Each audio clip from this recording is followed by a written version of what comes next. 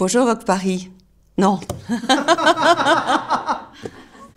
Take two. Bonjour Vogue France, c'est Karine Breutfeld.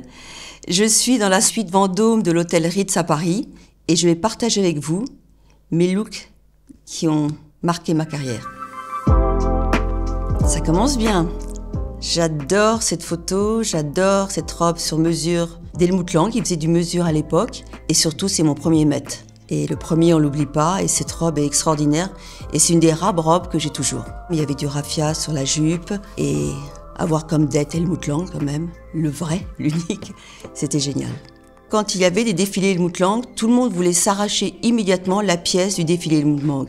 Et aujourd'hui, ce qui est amusant, c'est que tout le monde veut faire du Helmut Lang, qui paraît très simple, très facile, et personne n'y arrive. En plus, aujourd'hui, il serait complètement différent, il ferait d'autres vêtements, on ne peut pas toujours aller fouiller dans le vintage. Il penserait les femmes et les hommes différemment. Et aussi, ce qui était fantastique dans les défilés d'Helmut Lang, c'était le défilé lui-même.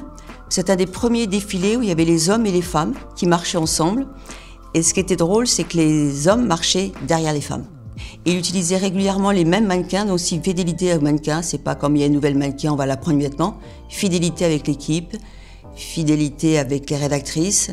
Moi, j'aime beaucoup la simplicité. Je trouve toujours que les femmes mettent, ou les hommes mettent quelque chose en trop, qui voudrait tout le temps épurer, épurer, épurer. Quand c'est parfait, on n'a pas besoin de détails en plus.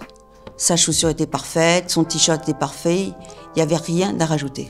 C'est les années 90, je pense que c'était, pour moi, dans la mode, mes plus belles années dans la musique aussi. J'ai adoré travailler dans les années 90. J'ai eu beaucoup de chance. Mais en plus, c'est un designer excessivement généreux parce qu'après les défilés, il avait un grand stock et tous les gens qui l'aimaient bien, on pouvait venir à son stock et prendre les t-shirts ou les vêtements qu'on voulait. Donc c'est généreux, talentueux, tout le monde veut le porter tout de suite, on n'avait pas l'impression d'être overdressed. C'était juste le je ne sais quoi qui fait la différence. On est toujours au Met. Cette fois-ci, c'était un Met Gala où je suis allée avec Karl Lagerfeld. Donc, je me suis habillée en Chanel, puisque j'arrivais avec Karl. Mais il y a quand même ce petit truc que je fais toujours, de ne pas dire détruire un peu le look, mais c'est presque ça. Là, au lieu d'avoir la blouse parfaitement attachée, avec le nœud parfaitement fait, elle est un peu décrochée, donc ça fait un décolleté un petit peu plus sexy, un peu moins gentil, et une jupe Chanel bien fondue. Écoutez, je pense que ce look non plus, il n'est pas démodé, et il veut tout dire de ma façon de m'habiller. C'est assez classique, avec un petit quelque chose qui ne va pas. Là, c'était un peu trop déboutonné, la blouse en satin blanc. Mais c'est parfait avec Karl, parce que beaucoup de designers veulent absolument qu'on respecte complètement leur look, la façon de boutonner, la façon de tout mettre, alors que Karl, au contraire, il aime bien être surpris. Donc au contraire, Karl, je me souviens plus, mais il a dû dire « Ah, Madame Breutfeld, j'aime beaucoup votre look, c'est très bien ce que vous avez fait avec la chemise », parce qu'il avait cette façon un peu de parler, tac, tac, tac. Mais lui, il aimait. C'est un des rares designers qui aime être surpris et qui aime qu'on joue, si on peut dire, avec ses vêtements. Voilà, j'avais été aux archives, je pense que les looks n'allaient pas ensemble dans le défilé, mais j'avais créé ce look et il aimait bien. Alaïa. Ce qui est fou, les gens ne savent pas, mais quand Alaïa était jeune, pour payer ses études ou tout simplement pour payer sa survie à Paris, il habitait dans un immeuble rue Lord Byron, où j'ai habité aussi. Il avait une chambre de service, et pour payer sa chambre de service, il distribuait le courrier. Il faut dire qu'il a commencé, j'aime pas dire en bas de l'échelle, mais vraiment tout seul, personne ne l'a aidé au début. Donc il était babysitter après, avant de devenir connu comme on le connaît aujourd'hui. Asdin, je parle de lui au présent, est quelqu'un d'excessivement généreux aussi. J'ai de la chance dans tous mes amis, je les appelle mes amis. C'est un corset qu'il m'a offert. Mais j'ai fait une petite infidélité, il me l'a offert en blanc et je l'étais en noir. Parce que le corset blanc, c'est pas trop mon truc, mais il était d'accord, ça lui a plu, et je l'ai toujours ce corset. C'est iconique, je sais pas combien d'années, il a plus de 20 ans ce corset, mais je le porte toujours. Donc le corset, c'est quelque chose que j'aime bien, même si sincèrement, c'est pas si agréable que ça, et je plains les femmes de l'époque qui devaient porter des corsets très serrés. Mais quand on a un corset, on se tient bien droite, on se tient mieux, on a une position de danseuse, les épaules en arrière, la poitrine en avant, et je pense que ça, c'est bien pour la silhouette. J'essaie de me tenir comme si j'avais un corset, voilà, je serais comme ça.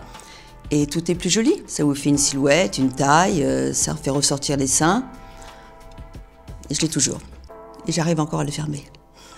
Ah, ça c'est une jupe Junya Watanabe.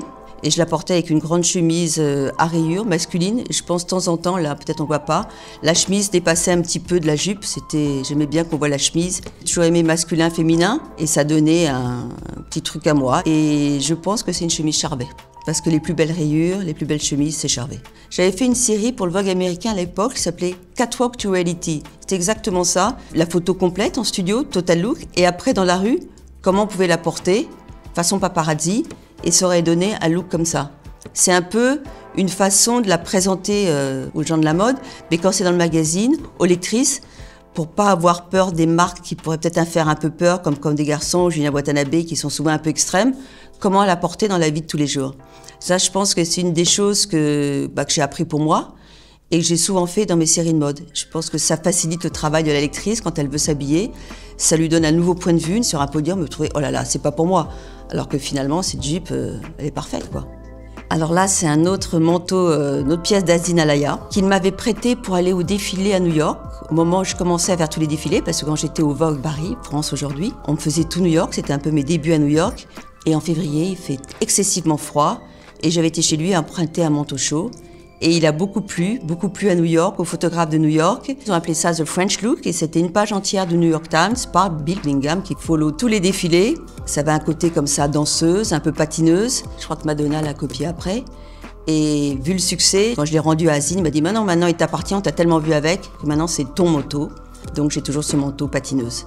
Il est tout doublé en shearling à l'intérieur et il en jette, comme on dit. J'ai commencé, les gens ne le savent pas, rédactrice au journal Elle France. Et donc, on avait déjà la marque Alaya, même si j'ai commencé il y a longtemps. Et il avait un truc génial, c'est que toutes les rédactrices comme moi, on adorait ces robes noires, ces ceintures cloutées. Mais on n'avait pas l'argent, forcément, pour les payer, parce que c'était quand même des vêtements assez chers. Et lui, c'est le seul designer sur qui on pouvait payer sa robe noire en laine en 3 ou 4 fois. Papa Asdine. C'est resté. On est seulement 3 à appeler Azzedine Papa Asdine. Naomi et Farida. Voilà les 3 filles de Azine. Partage un père génial. Carl. Je me souviens, c'était un défilé Chanel à Los Angeles dans un aéroport privé, je crois. Et là, je porte une robe de Christopher Kane. Il était gentil parce qu'il me l'avait fait un petit peu plus longue pour moi parce qu'elle était beaucoup plus courte au défilé et spécialement, il me l'avait rallongée. Et là, ce qui est étonnant dans cette photo, c'est que Carl est quelqu'un de, je dirais pas timide, mais qui n'aime pas toucher. C'est quelqu'un qui n'aime pas qu'on lui fasse de messages, c'est quelqu'un qui n'aime pas qu'on lui fasse de manucure, il n'aime pas être touché. Et le fait qu'il me prenne comme ça dans ses bras, et c'est un signe vraiment d'amitié. Encore une personne à qui je parle au présent. Et c'est fou parce que ces 2 personnes auxquelles je parle au présent, soi-disant se détestaient, Carl et Azzedine, grand ennemi. Et Azzedine est partie avant Carl. Et quand j'ai été voir Carl, on en a parlé, et il m'a dit, c'était pas mon ami, mais je reconnais que c'était un très grand couturier. Et ça, je trouve ça assez chic. Et une fois, il était déjà, assez âgé. Il m'a envoyé un énorme bouquet de fleurs, c'est toujours de chez La Chaume, des lys blancs, avec une lettre fantastique. C'était le jour de la fête des mères, et il disait, Madame Bradfeld, il m'a toujours appelé comme ça, on peut être une très bonne styliste, mais aussi être une très belle maman. Bonne fête des mères. Donc pour quelqu'un qui n'a pas d'enfant, de se souvenir que c'est la fête de mère, m'envoyer des fleurs chez moi avec ce mot, le mot je l'ai toujours, c'est quelqu'un d'exceptionnel avec qui on apprend beaucoup. Ah, qu'est-ce que j'aimerais le retrouver. J'ai perdu ce trench, je l'adore. C'est un total look Margiela, le trench avec les grandes épaules et les cuissardes. Voilà, on marche sur un clou. Franchement, c'était assez confortable, ça allait. Je suis assez timide et là, c'est le moment où les gens commençaient à me reconnaître. Je pense que c'était le même moment, un petit peu, où la mode s'est de plus en plus intéressée à ce qui se passe derrière les images, on veut dire, donc ça soit les rédactrices, les photographes, la vie personnelle des mannequins, le behind the scene. Donc forcément, pour behind the scene, les rédactrices, on est là devant. Puis je suis plutôt gracieuse généralement, je souris aux gens, donc peut-être qu'ils m'ont trouvé sympathique aussi. C'est important d'être sympathique parce que souvent on trouve que les gens de la mode sont pas sympathiques, ils sont prétentieux, ils sont un peu hautains. Plus le fait de mettre des lunettes de soleil, ça peut donner cette idée-là. Mais en tout cas, dans mon cas, ils ont vite compris que j'étais ni hautaine ni prétentieuse. Et c'est aussi, je pense, comme je suis avec les gens, je peux être aussi à l'aise et décontractée, on va dire, des gens qu'on connaît, que si je parle avec Anna Wintour, que si je parle à mon interne. J'ai la même, on va dire, politesse ou façon de parler, je vais pas changer. C'est pareil. Carl était comme ça aussi. J'ai beaucoup appris de Carl. Martin m'a demandé de défiler pour lui, ce fameux show qu'il avait fait dans le métro, éclairé par des bougies, qui seraient interdits aujourd'hui pour mesures de sécurité, non, le métro, la nuit, les escaliers, les bougies. Donc j'ai défilé pour lui. Par contre, il y a pas de, j'ai une photo, je crois, de ce défilé. Il n'y avait pas encore les photos Instagram, etc. Donc j'avais les mains trempées, comme il fait toujours, dans du noir. Et je ne vois pas souvent maintenant, mais on s'y mêle. J'ai vu avant Covid, je lui dis, m'invite à dîner chez lui. tout est blanc comme dans ses boutiques, où tous les livres sont recouverts de papier blanc. Par contre, il cuisine très très bien et il aime bien le champagne, plus que moi, on peut dire. Je lui dépose toujours devant chez lui un des magazines, il m'envoie toujours un petit mot. Et aussi, j'ai demandé à Martin comment ça se passait avec John, et il m'a dit que s'était rencontré et qu'il respectait beaucoup John. Après, je me dis, ça doit être difficile d'avoir son nom et que d'autres fassent des vêtements, des défilés avec votre nom, mais finalement, ça marche. Parce que ça, c'est John, c'est très John, mais ça aurait pu être Martin aussi. John, je pense, a trouvé le terrain d'entente avec Martin. Et en plus, de la part de Martin, il n'y avait aucune chose agressive ou méchante ou tristesse que ça soit John. Au contraire, il pensait que c'était une suite différente, mais au niveau, dans son univers de talent. Je pense qu'il est comme Helmut, il est content d'en être sorti. Mais par contre, tous les deux sont tournés vers l'art. Helmut est plus dans les sculptures. Il m'a montré, Martin, il est plus dans les peintures. De toute façon, je pense qu'on est artiste quand on est designer et visionnaire comme ils le sont. Donc encore, c'est une personne avec qui il y a un lien, même si je ne vois pas souvent. Et puis, on n'a peut-être pas vraiment un futur, mais on a un grand passé ensemble. On a adoré photographier ses collections, on a adoré aller au défilé. Quand Martin s'est arrêté, quand on a fait un spécial Martin Margiela, il m'a fait confiance pour faire l'editing et les photos avec Inès van Landsverder. Et il était comme moi, il a ce côté mélangé du classique. Donc il voulait que tous ses vêtements soient mélangés avec une pièce hyper classique. Un sac Chanel, un trench Burberry, mais finalement, ça marche. Waouh! Tom Ford est très important, d'abord parce que on va me dire que j'ai que des amis dans la mode, mais Tom Ford est un ami. J'ai travaillé 27 ans avec Tom Ford. Depuis les années Gucci, en passant par les années Saint-Laurent, et après sur sa propre marque. 27 ans d'amitié, c'est long quand même. Encore une fois, on peut avoir des amis fidèles. Il est vierge, même si que moi, et que Karl. Donc les vierges, on est très fidèles. Et là, c'est une jupe Saint-Laurent par Tom Ford, que j'adore, qui est encore dans mon placard, dans laquelle je rentre dedans. Ça aussi, c'est mieux qu'une balance, les vêtements. Et elle est très, très, très, très dénudée sur les côtés. C'est comme un short, finalement. Et j'adore cette jupe, je l'ai beaucoup portée. Là, je la porte avec la veste en velours noir de la collection Saint-Laurent par Tom Ford. Et avec des chaussures fétiches que j'ai beaucoup portées. Je me suis beaucoup répétée sur ces chaussures. Mais je les adore. C'est peut-être le côté un petit peu bondage de ces chaussures d'Azina Laya. 11 cm. Très dur, il n'y a pas de zip sur le côté, il faut les lasser. Donc, il faut s'y préparer un peu en avance. Mais ça vaut le coup. Et c'est drôle parce que je pense que dans les photos, vous avez 3 designers différents de Saint-Laurent avec qui j'ai mélangé cette jupe. Là, c'est quand Tom Ford était Saint-Laurent. Une fois, je la porte avec une blouse de Monsieur Saint-Laurent. Et une autre fois, j'ai avec une chemise un peu victorienne, avec des petites épaules et très très serrée à la taille, de Stefano Pilati. Donc 3 designers Saint-Laurent, une seule jupe. Pas mal, non? Je crois que là, personne ne peut dire mieux. Les années Gucci Tom Ford, on a beaucoup ri déjà. Tout était possible, beaucoup plus qu'aujourd'hui. Et c'était amusant parce que quelque part, Tom s'inspirait beaucoup de moi.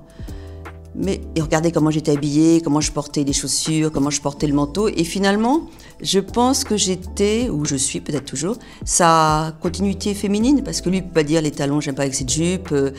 Donc je lui ai tout dit, déboutonne la chemise beaucoup plus bas, le pantalon beaucoup plus taille basse. Et tout ce que je disais, tout était possible. Et donc on a passé 10 ans, au moins, Gucci, avec des publicités iconiques, je pense. Entre Mario Testino et Tom Ford, Star Wars, heureusement que je suis diplomate, on va dire, mais tout s'est bien passé, on a fait des campagnes exceptionnelles. Le G-Point, c'est moi. J'avais absolument pas conscience qu'on allait révolutionner la mode, on va dire, avec ces années Gucci, parce que je pense que c'est ce que Tom a fait, il a révolutionné, il a donné une nouvelle idée de la mode. Tout le monde voulait s'habiller en Gucci par Tom Ford à cette époque. Et si les femmes n'avaient pas le moyen de s'acheter un manteau ou un sac, elles s'achetaient une paire de lunettes parce que porter quelque chose de Gucci, c'était comme appartenir à un club privé, très très underground. Et c'était un petit peu le message qu'on faisait passer. Moi, j'ai jamais été au studio 54, mais Tom, oui, c'était un petit peu ce message de nightclubbers, de famous people, de ces années qui avaient l'air exceptionnelles, que moi, j'ai pas connues. Et c'était un petit peu le rêve Gucci. Et puis après Saint-Laurent, Tom a été très attaqué, parce que c'est comme si un Texan volait la Tour Eiffel. 27 ans de travail, et il manque. C'est celui avec qui on s'amuse le plus, Il est plus dingue que moi, il est plus fou, mais surtout plus drôle que moi. Et travailler avec Tom, c'était vraiment... On s'est beaucoup amusé, comme on ne s'amuse pas aujourd'hui. Ça, c'est un de mes manteaux favoris que j'ai toujours. C'est un manteau Prada, en tissu militaire un peu bouilli, donc très chaud, avec ce que j'aime bien, la taille très marquée, comme si on portait un corset, c'est comme un corset à l'intérieur. Et en plus, il y a des manteaux et des vêtements qui vous donnent bonne mine, pour une couleur, ou je sais pas, un tissé. Et ce manteau me donne bonne mine, j'ai l'air un peu bronzé quand je le mets. Puis quand même une histoire, parce que c'est des bottes. Les bottes lacées hautes que j'aime beaucoup, c'est des loups-boutins. Les loups-boutins ont la semelle rouge. Et moi, j'aime pas la semelle rouge. Donc, je les ai teintes en marron foncé. Et il m'a pas parlé pendant plusieurs années. Je suis désolée. Mais je trouve que ça va pas, la semelle rouge pour moi. Mais bon. Mais les bottes sont superbes. Oh là là. Presque nues. C'était le bal costumé des 90 ans de Vogue. Je pense que j'avais longtemps rêvé de faire un bal costumé, un peu dans les grands bals qu'on voit, Truman Capote, Baron de Rothschild, etc. Et c'est vrai qu'il n'y avait pas eu de bal à Paris depuis très longtemps. Et à l'occasion des 90 ans de Vogue, on a décidé de faire un bal costumé. Et c'est amusant parce que, moi j'ai la chance d'être entourée par des créateurs. Merci Riccardo Tisci pour cette robe. Il m'a prêté la cape qui était dans son défilé.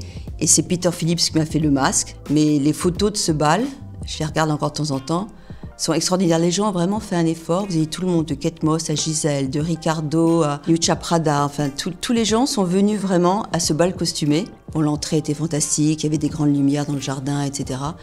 C'est un très beau souvenir, en tout cas un très beau souvenir pour moi.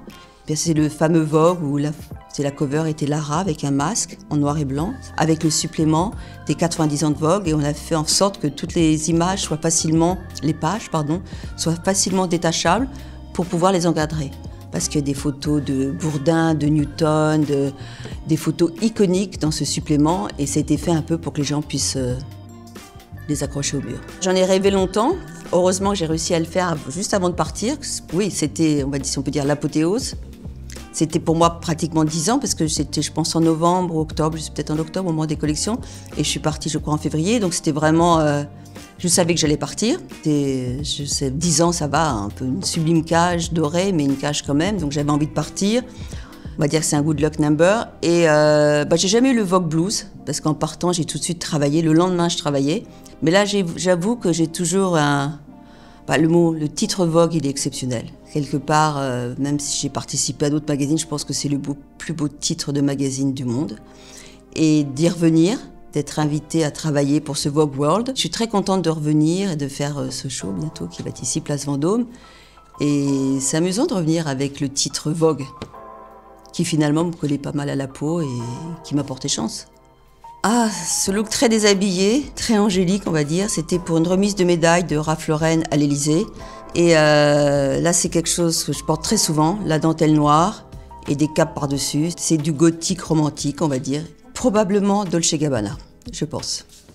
Décidément, Dolce & Gabbana, très présent sur ces pages, parce que cette robe à pois, je me souviens, c'est une robe Dolce & Gabbana.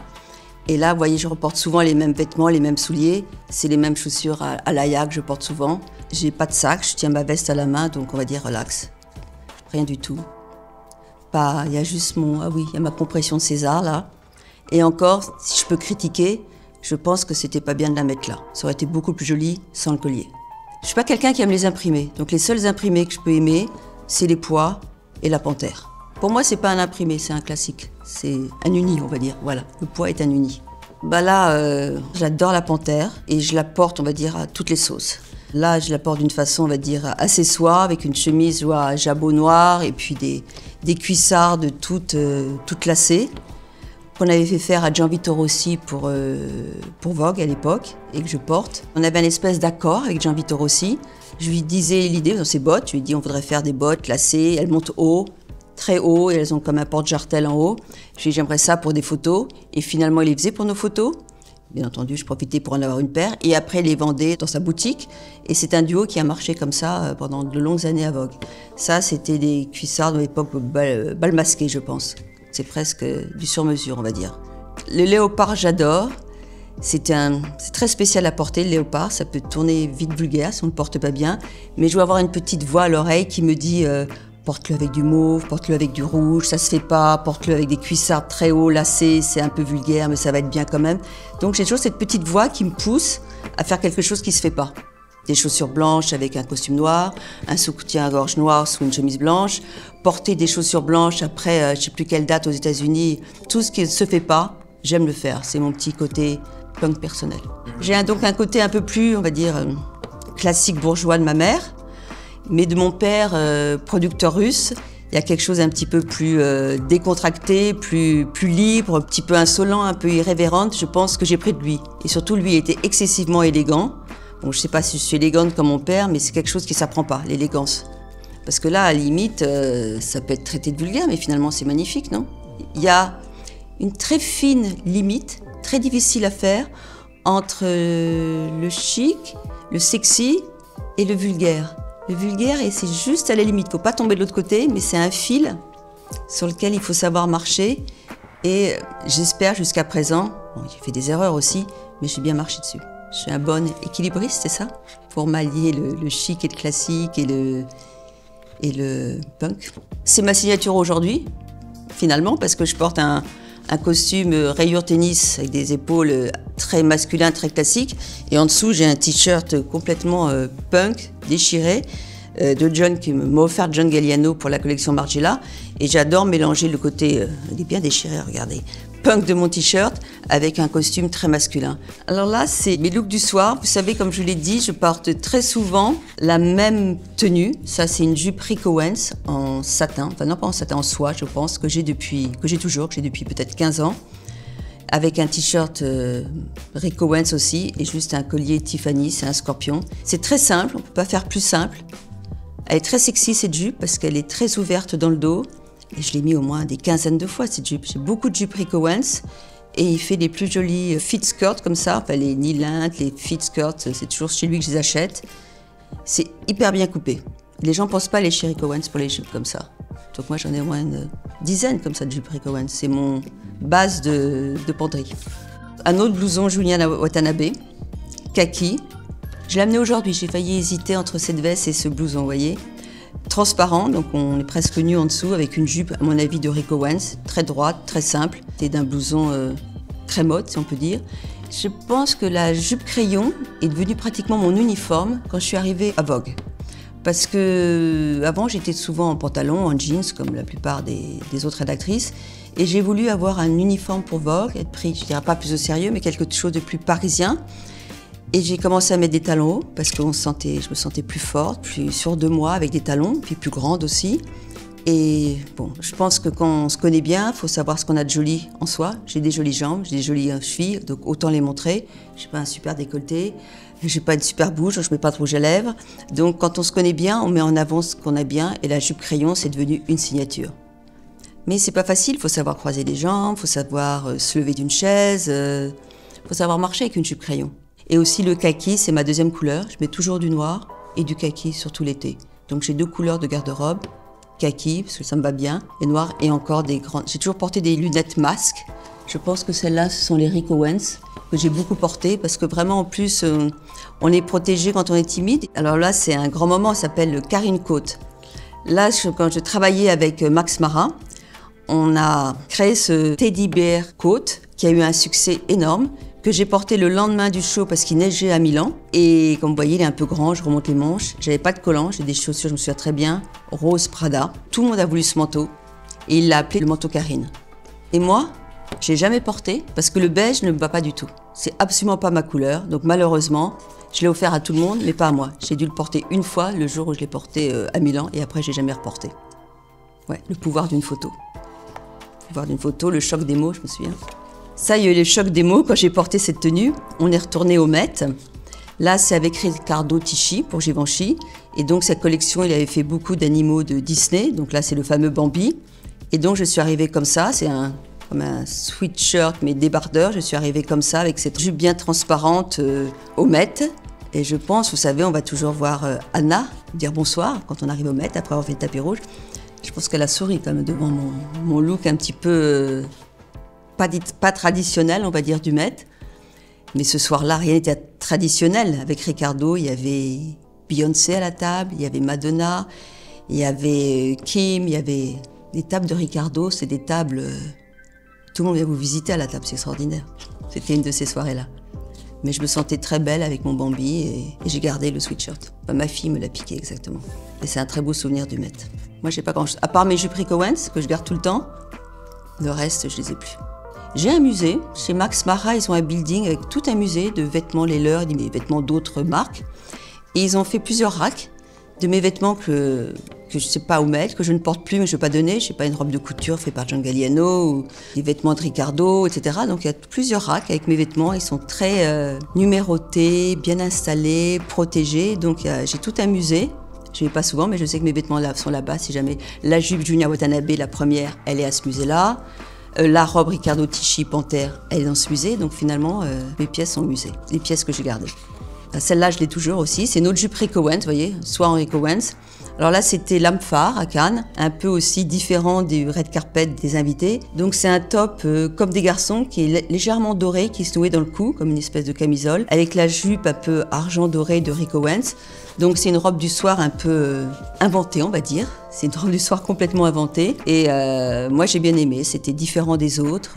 Ça faisait moins soir aussi. J'aime pas avoir l'impression d'être déguisée. En plus, moi, L'âme phare, je travaille, hein, j'y vais pas en invité, j'ai un défilé à surveiller, des invités à recevoir, donc je suis en tenue de travail. Voilà. Malheureusement, il n'y a pas de poche dans cette jupe. Ah là, mon Dieu, c'est mes problèmes de dos qui arrivent là. Comme je vous dis, je suis descendue de chaussures parce que je me suis cassé le dos. Donc pendant 6 mois, j'ai dû porter un corset chirurgical, un corset fait par l'hôpital. Heureusement, ils me l'ont fait en noir. Donc, ou vous mettiez des grands manteaux par-dessus, ou vous mettiez sur les épaules parce que ça prenait énormément de place. Mais je me suis habillée avec pendant 6 mois. Ce qui ne m'a pas empêché, avec ce corset, de m'habiller quand même. Là, j'ai un manteau quand même assez mode. À l'époque, je crois que c'était Eddie Slimane. Et sur une des photos, vous me voyez avec une jupe à studs de Azina Laya. Donc, corset en avant. C'était finalement, je ne le cachais pas. C'est devenu, je vous dis, j'aime bien les corsets. Bon, à ce moment, je les ai moins aimés quand même. Ça fait partie d'une tenue. C'est un look, il faut... Bon. Après, de temps en temps, j'ai dû porter une canne mais avec des talons quand même. Bon, je ne vais pas dire le look avant tout, mais bon, on ne va pas baisser les bras parce qu'on a corsé. Et bon, c'était pas très agréable, mais bon, ça va maintenant. Je préfère oublier quand même. Donc, à la poubelle le corset. Donc là, c'est un look pantalon, mais un look un peu spécial parce que c'est un pantalon de Margiela avec un jean en dessous du pantalon et avec une veste de Margiela aussi. C'est un look qui a eu beaucoup de succès aussi. C'est un autre look que j'ai vu qui a inspiré beaucoup d'autres designers. Mais ce qui est le plus drôle, c'est le jour où tout le monde trouvait ce look extraordinaire, ça te va bien, c'est génial. Je travaille avec Karl, et quand on s'assoit, qu'on a un pantalon un peu taille haute, un peu raide comme ça, bah ça vous fait du ventre. Et Karl m'a dit, enlevez ça tout de suite, Madame Bradfeld, vous avez du ventre, avec ce look, j'aime pas du tout, allez vous changer. Donc, quand Karl vous dit, allez vous changer, on change. Parce que moi, j'habitais pas très loin, mais voilà, quelqu'un qui dit la vérité. C'est rare, parce qu'on vous trouve toujours super, vous êtes la plus belle, le meilleur look, etc. Mais c'est bien que de temps en temps, des gens vous disent la vérité. C'est une signature de Margiela, d'avoir le jean à l'intérieur qui monte un peu haut, mais donc forcément, ça prend de la place. Et quand on s'assoit, forcément, ça gonfle, donc ça fait du ventre, et ça plaisait pas à Karl. Bah là, je porte les fameuses tabis que m'a offert Martin Margiela il y a 30 ans, que j'ai mis plus de 25 ans à porter, tellement je trouvais ça moche. Maintenant, je les porte. Mais j'ai mis longtemps à les accepter. Maintenant, on en voit beaucoup, non? Mais à l'époque, c'est vraiment, ça fait pied d'animal, pied de, je sais pas, pied de chèvre, etc. J'ai mis très longtemps à les accepter. Et c'est lui qui me les a offerts.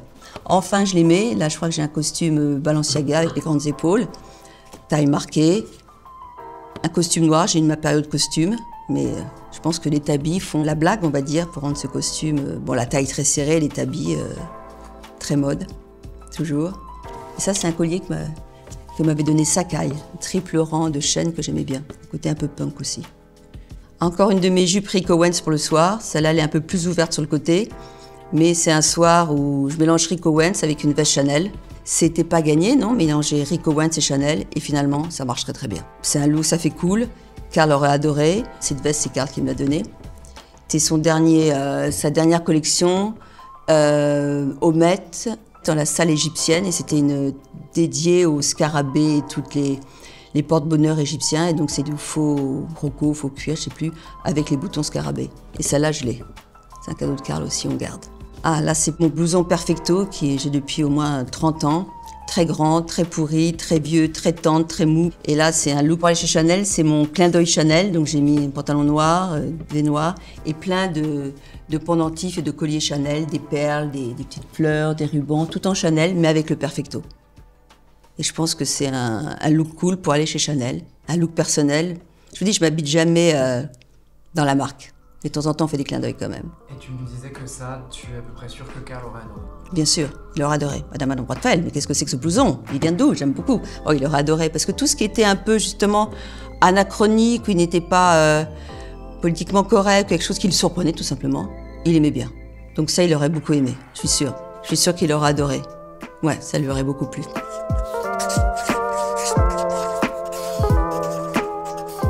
Merci Vogue France pour cet album de souvenirs, de looks qui ont marqué ma carrière. Et puis, en même temps, j'ai vu des erreurs que je ne referai plus. Merci.